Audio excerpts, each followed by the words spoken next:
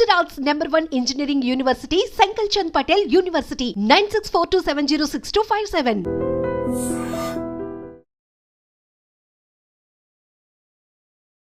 Hi hello నమస్తే welcome back to iDream Media. ఈరోజు మనతో ఉన్నారు ఇమిగ్రేషన్ కన్సల్టెంట్ అయిన శ్రీ లక్ష్మి గారు.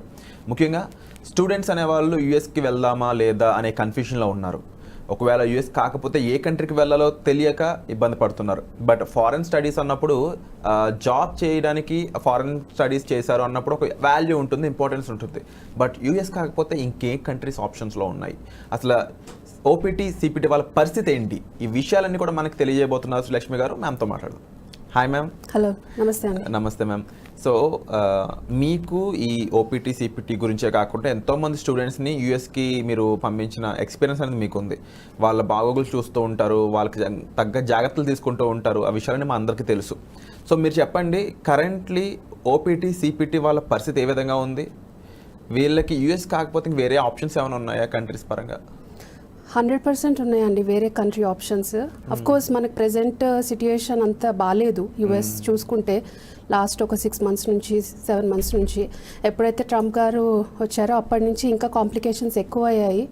చాలామంది అనుకుంటున్నారు డిపోర్ట్ చేసేస్తారు. ఫస్ట్ ఆఫ్ ఆల్ డిపోర్ట్ ఎందుకు చేస్తారు? మీ దగ్గర పేపర్ వర్క్ సరిగ్గా లేదా, లీగల్గా లేరా, ఇవి మనం మైండ్లో పెట్టుకోవాలి. చాలామంది ఏంటంటే ఓపీటీ సిపిటీ తీసేస్తారు అన్న ఒక బిల్ అయితే పాస్ అవ్వబోతుంది అని మనం వింటున్నాం. అది బిల్ పాస్ అయ్యి ఇంప్లిమెంట్ అవ్వడానికి కొన్ని మంత్స్ పట్టచ్చు, ఇయర్స్ పట్టచ్చు. అది ట్రంప్ గారు ఉన్నన్ని రోజుల్లో అవుతుందా, లేకపోతే ఇంకా ఫర్దర్గా ఆయన దాని గురించి ఫైట్ చేస్తాడా అన్నది మనకి ఇంకా క్వశ్చన్ మార్క్. కాకపోతే ఇక్కడ మనం మైండ్లో పెట్టుకోవాల్సింది ఏంటంటే స్టూడెంట్స్ యూఎస్ కాకుండా మనకి వేరే కంట్రీ ఆప్షన్స్ ఏమున్నాయని ఇవి మనం దృష్టిలో పెట్టుకోవాలి. యూఎస్ ఒకటి, అఫ్ కోర్స్ యూఎస్ మనకి టాప్ కంట్రీ అని ఎప్పుడు మన మైండ్లో ఉంటుంది.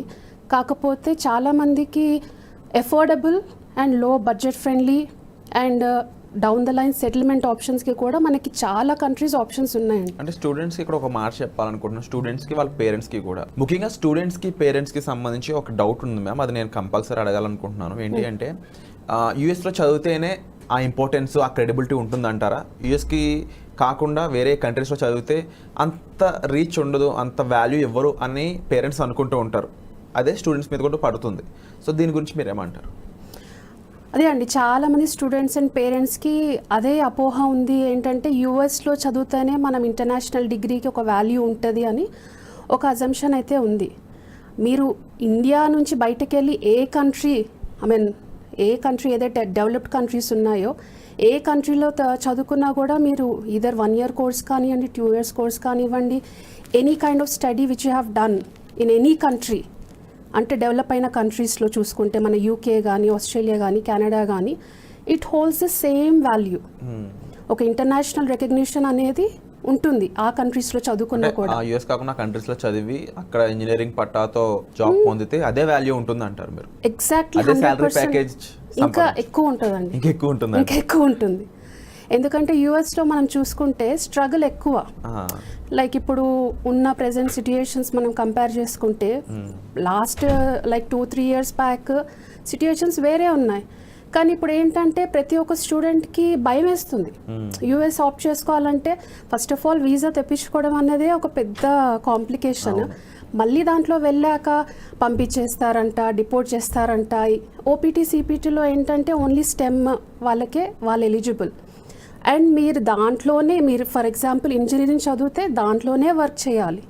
కొంతమంది అలౌ చేస్తారు వేరే స్ట్రీమ్లో వర్క్ చేయడానికి, బట్ బయట కంట్రీస్ అలా కాదండి. మీరు ఒక పర్టిక్యులర్ డిగ్రీ చేసినా కూడా you are allowed to work in any field. And తర్వాత మీకు సెటిల్మెంట్ ఆప్షన్స్ కూడా ఈజీగా ఉంటాయి దాంట్లో. చాలామంది ఇది తెలియదు. చాలామందికి మనం యూకే తీసుకున్నా, ఆస్ట్రేలియా తీసుకున్నా, కెనడా తీసుకున్నా, మనకి ఇప్పుడు H1B రావడానికే ఒక ప్రాసెస్ ఉంటుంది కదా, 4 years 5 years. అండ్ మీరు ఆ పర్టిక్యులర్ డిగ్రీ అండ్ ఆ కోర్స్ రిలేటెడ్ వర్క్ చేస్తేనే మీకు H1Bకి ఎలిజిబుల్ అవుతారు. బయట అలా కాదు, వేరే కంట్రీస్కి అలా కాదు. మీరు 2 years ప్రోగ్రామ్ చేసుకోరండి. ఫర్ ఎగ్జాంపుల్ ఒక కంట్రీ ఆస్ట్రేలియా తీసుకుందాం, మీరు 2 years మాస్టర్స్ చేశారనుకోండి, 3 years వర్క్ పర్మిట్ ఇస్తారు. అంటే you are free to work 3 years legally there. And మిమ్మల్ని డిపోర్ట్ చేస్తారని ఎవరికి క్వశ్చన్స్ రావు, ఎప్పుడే అవుతుంది అని ఒక ఇది మైండ్లో మనకి థాట్ ఉండదు. అండ్ ఆటోమేటికలీ 3 years అయిపోయిన తర్వాత you are eligible for a permanent residency which is a settlement option for you and for your family also with all the social benefits. అంటే ఇప్పుడు వీటి గురించి తెలియక చాలా మంది ఇబ్బంది పడుతున్నారు కదా. మీరు దీనికి సంబంధించి ఎలాంటి, అంటే ఒక ఐ డ్రీమ్ మీడియా ద్వారా మీరు ఆల్రెడీ వీడియోస్ అనేవి పంపిస్తూ ఉన్నారు జనాల్లోకి, బట్ ముఖ్యంగా స్టూడెంట్స్ అనే వాళ్ళకి భయాలు ఉంటూ ఉంటాయి, పేరెంట్స్ అనే వాళ్ళకి ఇంకా ఎక్కువ కన్సర్న్ ఉంటుంది వాళ్ళ పిల్లల పరిస్థితి ఏంటి అని చెప్పేసి. సో ఇది చూసుకున్నప్పుడు మీరు ఇంకా ఎలాంటి కంట్రీస్కి మీ సర్వీసెస్ అనేవి ఇస్తున్నారు, ఎలాంటి కంట్రీస్లో పాసిబిలిటీ ఉంది? యూరోపియన్ కంట్రీస్ ఉన్నాయా, ఆస్ట్రేలియన్ కంట్రీస్ ఉన్నాయా, ఇండియా దాటి ఎలాంటి కంట్రీస్లో పాసిబిలిటీస్ ఉన్నాయి, ఎక్కడ జాబ్ ఆపర్చునిటీస్ ఉన్నాయి, ఎక్కడ లైఫ్ అనేది చాలా ప్లెజెంట్గా హ్యాపీగా ఉంటుంది అంటారు? ఇప్పుడు యూఎస్ కాకుండా మనకి యూరోపియన్ కంట్రీస్ అనేవి చాలా హైక్లో ఉన్నాయండి. ఇప్పుడు అందరు చాలామంది యూరోపియన్ కంట్రీస్కి ప్రిఫర్ చేస్తున్నారు, ఎందుకంటే ఫస్ట్ థింగ్ వచ్చేసి అక్కడ బడ్జెట్ ఫ్రెండ్లీ కంట్రీ అండి. అండ్ మనకి లివింగ్ కాస్ట్ కూడా కంపేర్ చేసుకుంటే యూఎస్తో పాటు కంపేర్ చేసుకుంటే చాలా కొంచెం economical, budget friendly. And 2 years కాకుండా 1 year ప్రోగ్రామ్ లేకపోతే 1.5 year ప్రోగ్రామ్స్ ఉంటాయి యూరోపియన్ కంట్రీస్కి. అది అయిపోగానే మనకి సెటిల్మెంట్ ఆప్షన్ అనేది వస్తుంది. అండ్ జాబ్ వేజెస్ కానీ మనకి శాలరీ ప్యాకేజెస్ కానీ యూఎస్తో కంపేర్ చేసుకుంటే it will be like very high అన్నమాట. Wonderful ma'am. శ్రీలక్ష్మి గారు, ముఖ్యంగా పలానా యూరోపియన్ కంట్రీలో ఏదైనా స్పెసిఫిక్ కంట్రీలో ఈ స్ట్రీమ్కి చాలా వాల్యుయేషన్ ఉంది, చాలా నీడ్ ఉంది, ఇక్కడ జాబ్కి చాలా వర్త్ ఉంటుంది అనే విధంగా ఏమైనా ఒక ఎగ్జాంపుల్ చెప్పగలరా? జర్మనీకి ఎక్కువ ఆపర్చునిటీస్ ఉన్నాయండి. జర్మనీ ఏంటంటే ఇది టెక్నాలజికల్ కంట్రీ. యూరోపియన్ కంట్రీస్లో అంతా కంపేర్ చేసుకుంటే జర్మనీ ఒక part of Germany like it is high in demand for mechanical engineers and మన కార్ మ్యానుఫ్యాక్చరింగ్ ఇవన్నీ అక్కడే జరుగుతాయి కాబట్టి ఇంజనీర్స్కి ఎక్కువ డిమాండ్ ఉంది అక్కడ. అండ్ వాళ్ళకి లైక్ ఆపర్చునిటీస్ కానీ తర్వాత స్టడీస్ తర్వాత ఈజీగా ఉంటాయి అన్నమాట సెటిల్ అవ్వడానికి.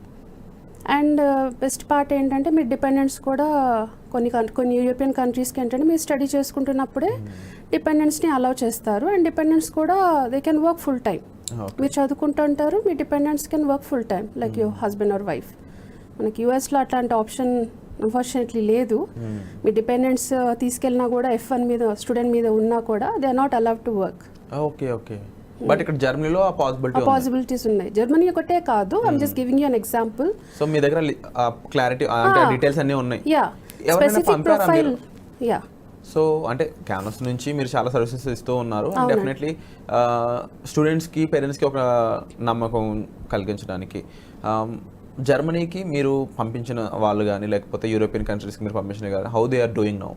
దే డూయింగ్ గుడ్ అండి. జర్మనీ ఒకటే కాదు, మనం యూరోపియన్ కంట్రీస్లో ఐర్లాండ్కి రీసెంట్గా ఒకళ్ళు ఫైల్ చేసుకున్నారు. అండ్ స్విట్జర్లాండ్కి చేసాము, ఫ్రాన్స్కి చేసాము.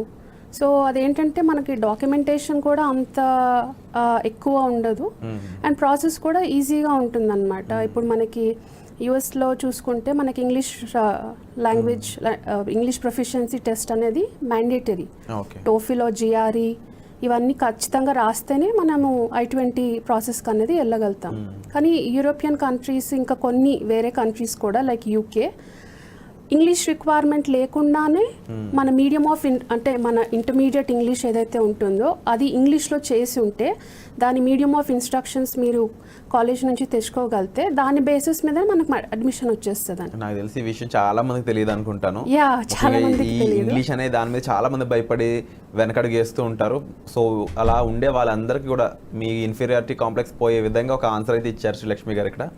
సో ఆ భయం పక్కన పెట్టి ముందడుగేయచ్చు అంటారు. అవునండి, మీరు ఖచ్చితంగా ఆల్టర్నేటివ్ ఆప్షన్స్ అని చూసుకోవచ్చు. యూఎస్ కాకుండా మీరు యూరోపియన్ కంట్రీస్కి ప్రిఫర్ చేయొచ్చు. UK, US, కెనడా, ఆస్ట్రేలియా ఇవన్నీ మీకు ఆల్టర్నేటివ్ ఆప్షన్స్. మా దగ్గర వచ్చే వాళ్ళకంతా ఏంటంటే మేము ఇండివిజువలీ ప్రొఫైల్ అనాలిసిస్ చేస్తాం without charging a single rupee.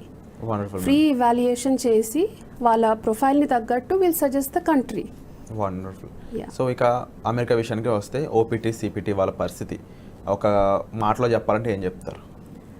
Until unless మీ దగ్గర పేపర్ వర్క్ కరెక్ట్గా ఉంది, మీరు లీగల్గా అన్ని ethically by the law of USA మీరు ఫాలో అవుతున్నారు అని అంటే మీరు భయపడాల్సిన అవసరం లేదండి. ఓకే. అండ్ ముఖ్యంగా ఎవరైనా మీ పేరెంట్స్ ఇండియాలో ఉండి స్టూడెంట్స్ అక్కడ ఉన్నా, లేదంటే అక్కడ జాబ్ చేస్తున్న వాళ్ళు H1B మీద మీ పిల్లలు ఇంకా కరెక్ట్గా ఉన్నారా లేదా, ఇబ్బంది పడుతున్నారా అలాంటి డౌట్స్ ఏమైనా ఉన్నా సరే మీరు ఇక్కడ సంప్రదించవచ్చండి. ఒక క్లారిటీ ఆఫ్ థాట్ మీకు వస్తుంది. అండ్ అంతేకాకుండా స్టూడెంట్ అనేవాడు మీ పిల్లల్ని మీరు యూఎస్ పంపాలి అని ఇంకా ఫిక్స్ అయినట్లయితే, వాళ్ళకి యూఎస్లోనే చదువుకోవాలనుకున్నా సరే ఒక రైట్ ప్రొఫెషనల్ని కలిసి ప్రాపర్ ఇన్ఫర్మేషన్ అనేది తీసుకోండి. ఎందుకు అంటే మన పిల్లల్ని ఒక వేరే దేశం పంపిస్తున్నాం అన్నప్పుడు అక్కడ వాళ్ళ లైఫ్ అనేది ఎంత సెక్యూర్గా ఉంటుంది, వాళ్ళ ఫ్యూచర్ అనేది ఎంత సెక్యూర్గా ఉంటుందని మనం ప్రాపర్గా తెలిస్తేనే పంపడంలో చాలా అవసరం అనమాట. ఇక యూఎస్లో అయితే కాస్త డౌట్ఫుల్గా ఉందని చెప్పేసి అయితే అంటున్నారు. కాబట్టి ఇలాంటి టైంలో ఒక ప్రొఫెషనల్ని కలిసి ప్రాపర్ ఇన్ఫర్మేషన్ తీసుకొని డాక్యుమెంటేషన్ ప్రాపర్గా ఉండి వాళ్ళు చదువుకోవడానికి మాత్రమే వెళ్ళినట్లయితే అది ఒక క్లియర్ రోడ్ వే అని చెప్పొచ్చు. అలా కాకుండా ఇంకెవరైనా వేరే రకంగా అక్కడికి వెళ్ళారు అంటే మాత్రం చాలా ఇబ్బంది పడే అవకాశాలు అయితే కనిపిస్తూ ఉన్నాయి. సో దానికి సంబంధించి ఆల్రెడీ ప్రాపర్ ఇన్ఫర్మేషన్ లక్ష్మి గారు మనకు ప్రొవైడ్ చేశారు. అదే కాకుండా జర్మన్ కంట్రీ అయి ఉండొచ్చు, లేకపోతే యూరోపియన్ కంట్రీస్ అయి ఉండొచ్చు, అక్కడ చాలా వరకు ఫీజిబుల్గా ఉంది సిచ్యువేషన్స్ అనేవి, అక్కడ చదువుకోవడానికి కానీ, అక్కడ జాబ్ చేయడానికి కానీ, అక్కడ మీరు డిపెండబుల్స్ని తీసుకెళ్ళడానికి కానీ. సో ఒక్కసారి దీనికి సంబంధించి మరింత డీటెయిల్స్ కావాలి మీకు, అసలు ఏం జరుగుతుంది అక్కడ ఒక బెటర్ లైఫ్ ఉందా యూఎస్ కంటే అని తెలుసుకోవాలనుకున్నట్లయితే మీరు డిస్ప్లే అవుతున్న నెంబర్స్కి ఇక్కడ కనిపిస్తుంటాయి, మీకు డిస్ప్లే అవుతున్న నెంబర్స్ కాల్ చేసి మీరు శ్రీలక్ష్మి గారి యొక్క పర్సనల్ అపాయింట్మెంట్ ద్వారా ఈ విషయాలపై ఒక అవగాహన అనేది తెచ్చుకోవచ్చండి. డెఫినెట్లీ అబ్రాడ్ కంట్రీస్లో మనం చదివాము, అక్కడ జాబ్ చేస్తాం అంటే మనకు ఒక రెస్పెక్ట్ వాల్యూ ఉంటూ ఉంటాయి. అండ్ దానికి తగ్గ పే కూడా డిఫరెంట్ ఉంటుంది 100%. సో చాలామందికి ఇంట్రెస్ట్ అయితే ఉంది కాబట్టి ఇంకా ఎక్కువ మంది అబ్రాడ్కి వెళ్ళే ఛాన్సెస్ కనిపిస్తున్నాయి. బట్ యూఎస్ని ఆల్టర్నేటివ్ అనేది ఇంకా చాలామందికి అర్థం కావట్లేదు. యూరోపియన్ కంట్రీస్లో చాలా వరకు యూఎస్కి ఆల్టర్నేటివ్గా ఉన్నాయి, యూఎస్ కన్నా బెటర్ కండిషన్స్ ప్రొవైడ్ చేస్తున్నాయని చెప్తూ ఉన్నారు. సో ఇలా ఎవరైనా మీ దగ్గరికి వచ్చినట్లయితే వాళ్ళకి మీరు ఇన్ఫర్మేషన్ ఇవ్వడానికి మీకు 100% అండి. Like as I said before, we do a free counseling without charging anything. And తర్వాత వాళ్ళ ప్రొఫైల్ మనం తీసుకొని పంపించినప్పుడు కూడా వేరే కంట్రీస్కి స్టడీ పర్పసెస్ పైన మేము ₹1 కూడా ఛార్జ్ చేయం. Wow. So it's 100% totally free. Wonderful ma'am. So విన్నారు కదండి, ఇలాంటి మంచి ఆపర్చునిటీ వదులుకోవద్దు. ఇక మీకు ఏ డౌట్ ఉన్నా సరే మీరు శ్రీలక్ష్మి గారిని సంప్రదించవచ్చు. మీకు ఏ డౌట్ ఉన్నా కామెంట్ సెక్షన్లో కూడా మెన్షన్ చేయండి, అక్కడ కూడా శ్రీలక్ష్మి గారు మీకు రిప్లై అనేది ప్రొవైడ్ చేస్తారు. సో వచ్చే ఎపిసోడ్లో మళ్ళీ కలుద్దామండి. Thank you so much. Thank you అండి.